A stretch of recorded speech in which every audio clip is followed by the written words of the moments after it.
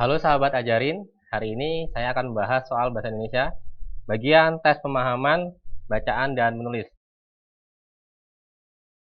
Pragmaus telah menjangkiti penyelenggaraan dunia pendidikan, mulai dari SD sampai perguruan tinggi. Tujuan pendidikan yang menurut pembukaan UUD 1945 mencerdaskan kehidupan berbangsa dan bernegara mengalami pendangkalan karena digantikan jargon-jargon populer seperti memproduksi manusia unggul, berdaya saing global, dan mampu memenuhi tuntutan pasar. Praktisi pendidikan menyoalkan hal tersebut ketika indikasi yang sangat instrumental ini mengambil arah dan tujuan pendidikan di negara kita. Keberhasilan pendidikan semestinya tidak hanya diukur dari kompetensi anak didik, melainkan juga dari sikap, tindakan, ketajaman intuisi, dan nurani sebagai wujud transformasi utuh manusia di dalam keadaban bersama. Ketika notif dagang memasuki kawasan pendidikan, yang terjadi adalah kolonialisasi homo economicus. Alih-alih menerapkan kriteria pendidikan, para birokrat pendidikan kita justru lebih sibuk mencontek nalar industri ekonomi dan memburu ISO. Mutu tata kelola pendidikan pun didefinisikan berdasarkan kepuasan pelanggan. Pasar menjadi kata penentu dalam sebuah keputusan. Momok terbesar perguruan tinggi sekarang adalah jika lulusannya tak laku di pasar. Dominasi nalar ekonomi ini membuat nalar praktis dan epistemik tenggelam di bawah nalar instrumental. Orang diajarkan jadi tukang nalar yang tahu mencapai tujuan, tetapi tidak mampu menimbang baik dan buruk tujuan. Cita-cita mendidik warga negara dialihkan jadi mendidik konsumen yang tentu saja tak diajarkan bersikap kritis, rasional, abstrak, imajinatif, kreatif demi kebaikan hidup bersama. Sebaiknya mereka dididik hasratnya untuk menyerap segala harga gemerlap yang ditawarkan pasar. Langsung aja kita ke nomor 21. Nomor 21. Judul yang tepat untuk bacaan di atas adalah A. Pragmatisme pendidikan di Indonesia, B. Solusi pendidikan Indonesia, C. Masalah dunia pendidikan, D. Pragmatisme dan solusinya, E. Nalar dagang pendidikan. Pembahasannya, judul yang baik harus memenuhi 3 syarat. Yang pertama, mencerminkan isi bacaan, artinya harus sesuai dengan topik dan gagasan utama. Yang kedua, singkat, padat, dan jelas, artinya pemilihan diksi harus singkat, tidak bertele-tele. Yang terakhir, menarik, artinya harus membuat penasaran pembacanya. Pemilihan judul yang baik dilakukan dengan cara membaca keseluruhan isi paragraf. Maka jawabannya adalah A. Pragmatisme pendidikan di Indonesia. Nomor 22. Konjungsi yang tidak tepat dalam bacaan tersebut ditemukan dalam kalimat A2, B4, C5, D11, E13.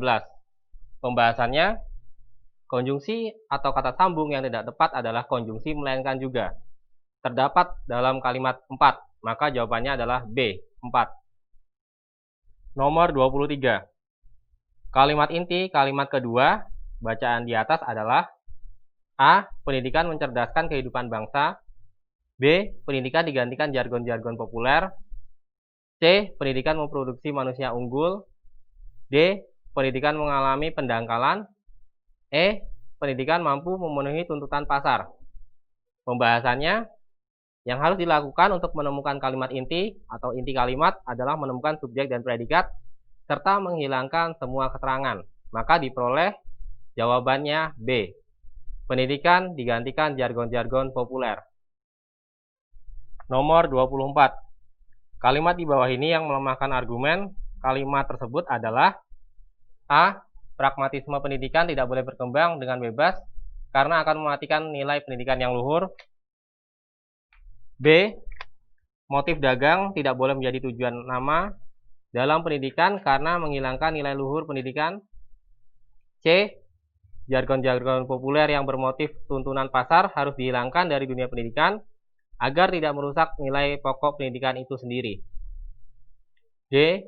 Pendidikan tidak mesti menghilangkan nalar ekonomi. Nalar ekonomi dalam dunia pendidikan tetap dibutuhkan karena pendidikan yang berkualitas tentunya harus didukung oleh fasilitas yang berkualitas pula. E. Dominasi nalar ekonomi akan melemahkan tujuan murni dari pendidikan tersebut. Mendidik warga negara akan beralih ke mendidik konsumen yang tujuannya berorientasi pasar. Pembahasannya. Kalimat yang melemahkan argumen adalah kalimat yang tidak mendukung argumen dari bacaan tersebut atau justru malah bertentangan dengan bacaan tersebut. Maka jawabannya adalah D. Pendidikan tidak mesti menghilangkan nalar ekonomi. Nalar ekonomi dalam dunia pendidikan tetap dibutuhkan karena pendidikan yang berkualitas tentunya harus didukung oleh fasilitas yang berkualitas pula. Nomor 25. Penulisan kata berikut yang tidak tepat dalam paragraf tersebut adalah A. Menjangkiti, B. Menyoalkan, C. Menerapkan, D. Mencontek, E. Menyerap. Pembahasannya adalah kata yang tidak tepat adalah kata mencontek, karena imbuhan me atau men plus kata dasar contek terkena peluruhan kata menjadi menyontek. Sehingga jawaban yang betul seharusnya adalah menyontek. Jawabannya D, mencontek. Nomor 26. Pernyataan berikut yang tidak sesuai dengan isi paragraf tersebut adalah A. Jargon-jargon unggulan telah menyebabkan adanya pendangkalan pendidikan. B. Motif dagang yang memasuki dunia pendidikan telah membuat kolonisasi homo economicus.